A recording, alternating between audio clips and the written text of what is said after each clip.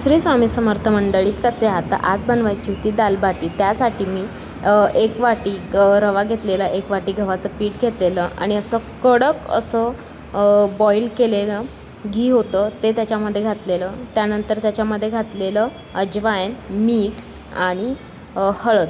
तर हे सगळं असं मिक्स करून घेतलं, छान असं चुरून घेतलं आणि शेवटी मूठ दाबून बघितलेली। जर मूठ बनत असेल तर परफेक्ट प्रमाण आहे। त्यानंतर थोडंसं पाणी घालत असं कणिक भिजवून घेतलेली, थोडीशी घट्टशीर ठेवायची आहे।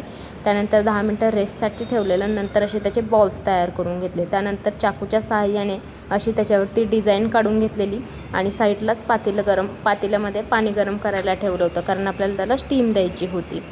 तर हे मी सगळं स्टीम करून घेतलेलं मस्त असं, आणि त्याच्यामध्ये सुरी घालून बघायची। जर सुरीला चिपकलं नाही तर ते आपलं झालेलं आहे असं समजायचं। त्याचनंतर साईडला मी तुरीची डाळ ठेवलेली होती। तुरीची डाळ अगदी साध्या पद्धतीने बनवायची आहे। त्याच्यामध्ये मोहरी, हिंग, एक मिरची आणि कढीपत्ता एवढ्याचाच तडका लागणार होता आणि मीठ।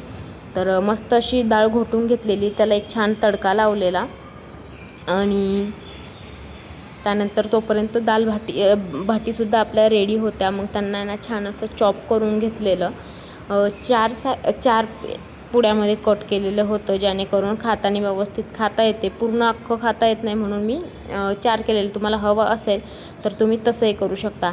आणि हे जी भाटी आहे ना, तर भाटी जी आहे ना ती डीप फ्राय केल्या जाते, पण यांना डीप फ्राय नको होती। यांना फक्त असं शॅलो फ्राय हवी होती, जेणेकरून खूप जास्त ऑइली नको होतं। पण इथे ना घीचा वापर करायचा आहे, कारण घीमध्ये तळल्याने खूप जास्त टेस्टी होते ती। आणि त्याच्यानंतर मग मी छान असं प्रमाणामध्ये तूप घेतलेलं, तुपामध्ये मग ती जी भाटी आहे कट करून टाकलेली सगळी व्यवस्थितपणे, आणि मस्त खालीवर केली आणि कुरकुरीत होईपर्यंत हे भाजून घेतलेली। जोपर्यंत तिचा ब्राऊन कलर होत नाही तोपर्यंत मी तिला हलवत होती आणि सुंदर अशी भाटी झालेली आपली। टेस्टला खूप छान झाली होती। मला सकाळी ताईने आल्यानंतर सांगितलं, भाटी मी नेहमीच बनवत असते अधूनमधून, पण ह्यावेळेची खूप छान झाली होती म्हणाले ते। चला, थँक्यू।